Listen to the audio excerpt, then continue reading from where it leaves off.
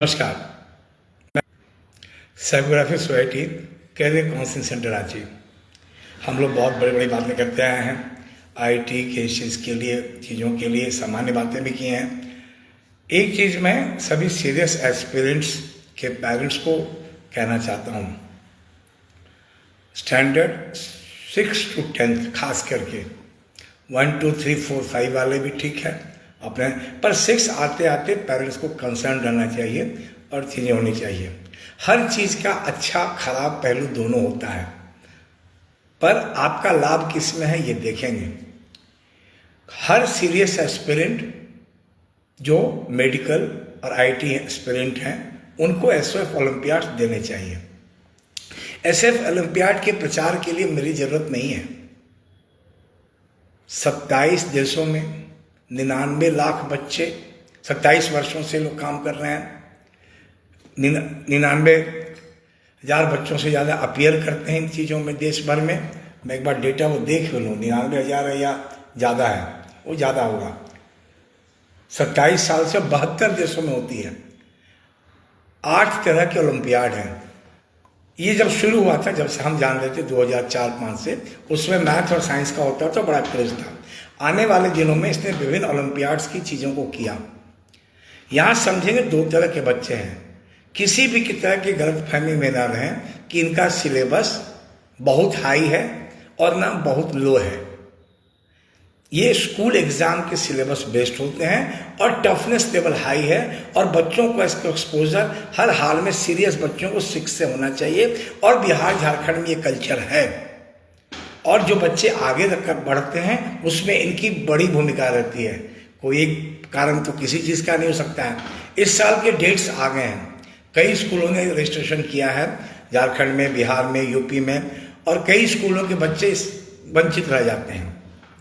उनके लिए भी हम लोग देखते हैं इस साल रांची में क्या प्रयास कर सकते हैं। पूर्णिया में हम लोगों ने किया है, पूर्णिया में व्यवस्था हो गई चीज़ों के लिए। अन्य जगह में भी जहाँ स्कूल्स हैं वहाँ हो रहे हैं। सबसे इम्पोर्टेंट है कि एज ए पेरेंट आपको जानना चाहिए कि जितने ओलंपियाड्स हैं डेट क्या है और क्या क्या भाग लेना चाहिए। पहले आपको अपनी समझ बनाएं, फिर बच्चे से पूछें। हमारी भूमिका जहाँ होगी, रांची वाले बच्चे हम लोग संपर्क करके करेंगे। सबसे पहले जीके ओलंपियाड होता है, और वो आज एकदम दिन नज़दीक आ गई है, इसलिए इस विषय की चर्चा किए। 25 सितंबर को जीके ओलंपियाड है, देना चाहिए सबको। कितनी तैयारी से करेंगे आपके लक्ष्य पे होना चाहिए, पर देना चाहिए। 3 डेट्स होते हैं ओलंपियाड्स के, डेट 1, डेट 2, डेट 3। स्कूल अपने एकेडमिक कैलेंडर के हिसाब से देता है या अपने एकेडमिक गोल के हिसाब से। जीके ओलंपियाड का सेकंड डेट है 8 अक्टूबर, थर्ड डेट है 7 नवंबर। स्टैंडर्ड 1 to 10 कर सकते हैं। यहाँ एक बात समझेंगे, कई लोग कहते बच्चे पर टॉर्चर। अरे कौन सा टॉर्चर? इतनी सारी परीक्षाएं दे रहा है। टॉर्चर तब होता है जब बच्चे की कैपेसिटी से बियॉन्ड आप एक्सपेक्ट करते हैं। टॉर्चर तब होता है कि जब आप मेहनत नहीं करते हैं, सिर्फ रिजल्ट देखते हैं। ये तो प्रक्रिया का हिस्सा है, और सभी लीडिंग स्कूल्स इसमें भाग लेते हैं बच्चे। कुछ में अपनी अपनी कुछ विगत के अनुभव रहे जिसके कारण वहाँ नहीं होते हैं। इंग्लिश ओलंपियाड, मैं एक बात बहुत जिम्मेदारी से कहता हूँ, सबसे कठिन विषय अभी इंग्लिश हो गया है परफॉर्म करना। बोर्ड लेवल में भी बच्चों का जो परसेंटेज नीचे जा रहा है, उसमें इंग्लिश की बड़ी भूमिका है। इंग्लिश के लिए हर हाल में 6 से सीरियस तो होना चाहिए। जीके का कॉल आप लें। इंग्लिश नॉन कॉम्प्रोमाइजेबल, नॉन निगोशिएटिंग है, पेरेंट्स को ध्यान देना होगा। इंग्लिश का जो डेट्स है, 26 सितंबर पहला डेट है, 11 नवंबर दूसरा डेट है, 26 नवंबर तीसरा डेट है। तीसरा परीक्षा एनएसओ, ये बहुत पॉपुलर अपने आप में है, पर इसमें भी कई बार क्या होता है, बच्चे 4, 5, 6 में देते हैं। जब टाइम आता है तब तक बड़ी बड़ी बातें करते हैं। पेरेंट ध्यान देंगे, दिलवाएं, कंपीट कराएं। एनएसओ को जो डेट्स हैं, पहला डेट है 13 नवंबर, बड़ा बढ़िया डेट है। फिर 11 दिसंबर और 27 नवंबर। नवंबर में 2 डेट हैं, 13 और 27, 11। हर स्कूल जो हर साल करता है उनकी डेट्स तय हैं, आप देखें एक बार। और आपका है ये तब होगा, फुल सिलेबस आता है मेजर, तो सिलेबस आपकी अक्टूबर तक कंप्लीट होना चाहिए। इसलिए इस पर हम लोग बात कर रहे हैं। आपकी सिलेबस कंप्लीट होनी चाहिए, और हर स्कूल कोचिंग अपने पेज से चलेगा। एसएफ ओलंपियाड के लिए कोई स्कूल नहीं पढ़ाएगा। कोचिंग की अपनी चैलेंजेस हैं, वो अपने लक्ष्य की ओर है। आपके लक्ष्य के लिए बहुत जिम्मेदारी से कह रहा हूँ, स्कूल में परफॉर्मेंस पहली, SOF olympiads and other olympiad second, then third, step by step. अब आते हैं एमओ, मैथ्स ओलंपियाड 10th तक। आप इंजीनियरिंग करो, मेडिकल करो, कॉमर्स करो, ह्यूमैनिटीज़ करो, मिनिमम 10th तक मैथमेटिक्स आनी चाहिए अच्छे लेवल पे। और अगर कोई ओलंपियाड नहीं देना है, एक देना है, तो आईएमओ हर हाल में देना चाहिए, बहुत इंपॉर्टेंट है। इसके कट ऑफ की भी चर्चा अभी हम करेंगे, अलग अलग विषयों कट ऑफ की भी चर्चा हम करेंगे, और ये आपको यूट्यूब पे भी अवेलेबल रहेगा जो देखते हैं। आईएमओ का पहला डेट है 12 नवंबर, दूसरा 28 नवंबर, तीसरा 12 दिसंबर। विगत कुछ वर्षों में डेट की साइकिल आगे पीछे होती रही है, अब लगता है एक स्टेबल नेचर में आ जाएगा। तो 12 नवंबर को पहला है। करना क्या होगा, कम से कम 20 अक्टूबर तक सिलेबस तो खत्म करेंगे बच्चे। और जो बच्चे करके आगे बढ़ जाते हैं अपने से, कोई स्कूल इसमें 100% नहीं कर सकता, कोई कोचिंग नहीं कर सकती, पेरेंट्स को आगे आना पड़ेगा। तो स्कूल कोचिंग का उपयोग कीजिए और अपने रिसोर्सेज का कीजिए, और इसमें जब बच्चा आगे आता है तो उसका कॉन्फिडेंस हाई होता है और आपको एक रियल असेसमेंट होता है। इस पे भी कई कहानियां सबके पास होगी, जो कर रहे हैं इधर उधर कुछ नहीं कर सकते आप, पर जो अच्छा है उसको सीखें और करें। फिर एक कंप्यूटर साइंस कंप्यूटर ओलंपियाड, यहाँ आपको बता दें एक भारत सरकार की ओर से भी इंफॉर्मेटिक्स ओलंपियाड भी होता है। इसकी तैयारी करने से उसका भी लिंक होता है, तो इनको कंप्यूटर ओरिएंटेशन है, बच्चे कर सकते हैं। इंजीनियरिंग मेडिकल से रिलेशन नहीं है, कंप्यूटर्स में जिनको रुचि है। पर क्या है, इतनी सारी परीक्षा हैं, सबको देना नहीं है, ठीक है। ISSO भाई 10th के पेरेंट्स ध्यान दें खास करके। अगर बच्चा कहता है कि इंजीनियरिंग मेडिकल नहीं पढ़ना है, ठीक है, कोई डिबेट की जरूरत नहीं है। इंग्लिश ओलंपियाड और सोशल साइंस जरूर दिलवाएं। मैथ साइंस भी देना होगा, 10th में है, सारे विषय को अच्छा करना है, ठीक है ना। सोशल साइंस के डेट जो है, पहला डेट 18 सितंबर, ये बीत गया आपका। दूसरा 20 नवंबर, तीसरा जनवरी, है ना। जनवरी वाला बढ़िया रहेगा, आराम से देना है तैयारी करके। हिंदी ओलंपियाड भी है। हिंदी ओलंपियाड पहले एसओएफ का नहीं था, इन्होंने किया। फिर कॉमर्स ओलंपियाड 11th-12th के लिए, 11th-12th बच्चे इसको जरूर से दें। तो इतने सारे ओलंपियाड्स हैं, और मैं आपको फिर क्लैरिटी कर दूं, अगर एक ओलंपियाड देना है 10th तक के बच्चों को, मैथ्स हर हाल में।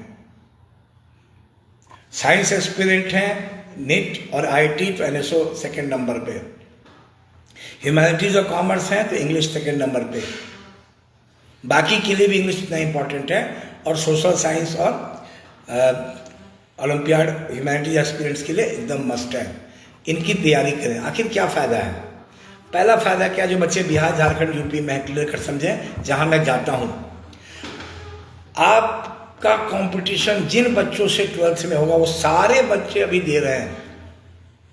एक स्टैंडर्ड एग्जामिनेशन से आपको परफॉर्मेंस होगा, और हम लोग को एज ए काउंसलर एक अंदाजा मिलता है कि बेंचमार्क जो स्टेट लेवल का है, नेशनल लेवल का है, उससे तुलना में आपका बच्चा कहाँ जा रहा है। इसके बाद ये 2nd लेवल की परीक्षा होती है।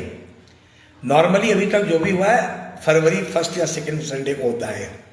अब इसके खासियत क्या है? पहली खासियत क्या है, 2nd लेवल जब आप जाते हैं, इंडिया के टॉप 5% में आप हैं। फिर कहेंगे क्या गारंटी है? भाई कोचिंग में भी कोई गारंटी नहीं है कि इंडिया के किसी कोचिंग के पास पूरा नेशनल सैंपल नहीं होता है, पर एक अंदाजा आपको लगता है नेशनल कोचिंग देने से। उससे बड़ा सैंपल एसओएफ का है 10th लेवल तक का जी। किसी भी कोचिंग के सैंपल से बड़ा सैंपल स्टैंडर्ड 10th में इनका है। और इसके अलावा भी यूनिफाइड काउंसिल है, बाकी चीजें आपको जो जो मन करें, बहुत ज्यादा भी देना नहीं है, बच्चे का देखना है क्या करना है। अब एप्लीकेशन स्कूल के माध्यम से होता है। यहाँ एक बात और बता दें, जो बच्चे अभी मिस कर गए, लोड नहीं लें, अपने स्कूलों में संपर्क करेंगे।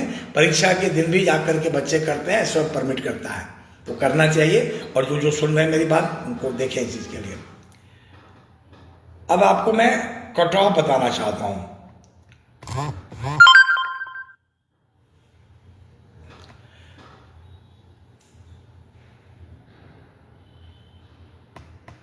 कट ऑफ आपको जो है, आपको मैथ्स का मैं बता रहा हूं, समझेंगे जरा।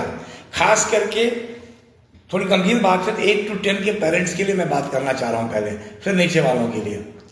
अब ये देखेंगे टोटल मार्क्स का जो कट ऑफ है, खेल का नियम समझिए, वो 45 है स्टैंडर्ड 8 में, 9th में 48, 10th में 48, अभी 8, 9, 10 की बात करते हैं। 11, 12 में भी SOF है, पर सीरियस इंजीनियरिंग मेडिकल एस्पिरेंट के लिए जरूरी नहीं है। मन करे जाकर के एग्जाम दे दिए, ठीक ठाक नंबर आएगा, अच्छा रहेगा, थोड़ा जो रूटीन प्रेशर से मुक्ति मिलेगी। पर 8, 9, 10 के लिए इसके चक्कर की कोई परीक्षा नहीं है। No examination is available at 10th level, जो आपके एक सब्जेक्ट का ऑब्जेक्टिव असेसमेंट दे कि आज आपका डेट में बच्चा कहाँ है।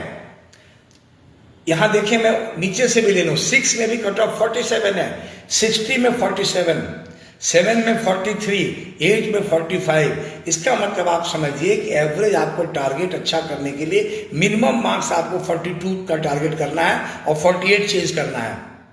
यहां आपको एक बात और बता दूं, जो मैं विभिन्न सेमिनार्स में बात करते आया हूं, किसी भी स्कूल का टॉपर बच्चा इस पेपर को देगा तो 30 to 36 आराम से आ जाएगा, 34 आ जाएगा। पर उसके ऊपर के लिए you have to practise, you have to do mock test, you have to complete the syllabus in right time and know the paper attempt mechanism, तब जाकर के आपके नंबर्स आएंगे और करेंगे। इससे क्या होगा, इससे आपका मनोबल बढ़ता है कि कंपटीशन में सर्वाइव किए हैं। कई बार जो टफेस्ट एग्जाम आप देते हैं 8, 9, 10 में IOK, NCS, उसमें स्कोर करने का अलग मैकेनिज्म है। इसमें सारे बच्चे अच्छा कर सकते हैं और 1 मार्क आने से, अगर आपका टारगेट JEE मेन है 300 का है, हर बच्चा 303 सोचता है, 250 प्लस मिनिमम सोचता है, उसकी शुरुआत यहाँ से होती है। अब यहाँ जो कट ऑफ है, इसमें आपको ज़्यादा डिटेल हम बताएंगे बाद में। फिर आपको हर सेक्शन का कट ऑफ है, achiever section, mathematical reasoning, everyday mathematics, logical reasoning, हर सेक्शन का एक अलग कट ऑफ होता है, उसके कारण एक डिमार्केशन होता है। 10th में जो था ये 23-24 का बता रहे हैं, 24-25 का फिर बताएंगे, इसी से सिमिलर होगा। 9 मार्क्स थे आपके अचीवर सेक्शन के, फिर 17 मार्क्स, फिर 9 मार्क्स, 13 मार्क्स। इसकी जानकारी हम लोग देते हैं, बच्चों को समझाते हैं। और प्रैक्टिस इज एन आर्ट।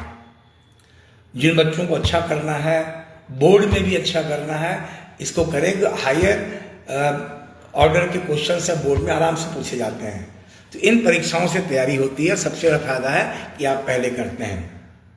अभी हम SOF ओलंपियाड सीरीज जारी रखेंगे। अन्य सीरीज के अलावा अभी मुझे फीडबैक पेरेंट्स का मिला कि ओलंपियाड में भी आप चर्चा करें, सो दैट कि 8, 9, 10 के बच्चों को मिले। और ये शुरुआत वहीं से होती है।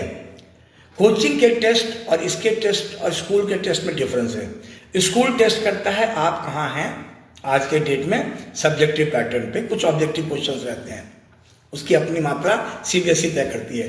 कोचिंग का टारगेट है कि आप जिस क्लास में हैं उसके ऊपर का कितना जानते हैं, उनका अपना लक्ष्य है।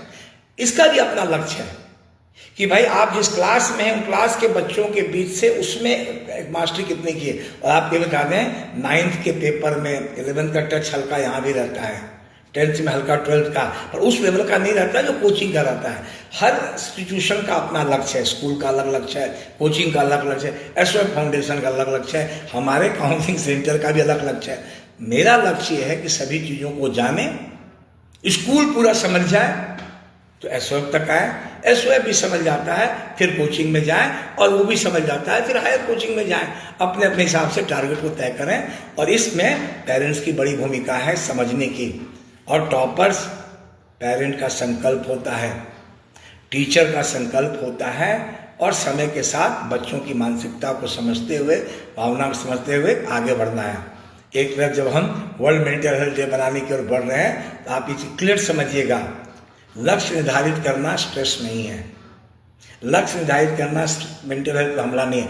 मेंटल हेल्थ पे हमला तब होता है जिसकी जो क्षमता नहीं वो आप कराना चाहें। इसकी संख्या कम है, पर है जरूर, इस पे बात करेंगे। अभी के लिए इतना ही।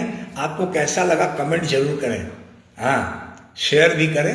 और SOF ओलंपियाड पे हम लोग साइकोग्राफी सोसाइटी की तरफ से पैरेलल टेस्टिंग, ऑडिट टेस्टिंग करते हैं उन स्कूल्स में जहाँ हमारे different counselling and experience mentoring programme चल रहे हैं। और हम लोग रांची सेंटर में भी करते हैं, और ऑनलाइन भी उन बच्चों को करते हैं जो से एसोसिएटेड हैं। समय आ गया है, दुर्गा पूजा का पूरा आनंद लें और इसके पढ़ाई में भी मैक्सिमम उपयोग करें। आप सबको ढेर सारी शुभकामनाएं नवरात्रि की। धन्यवाद।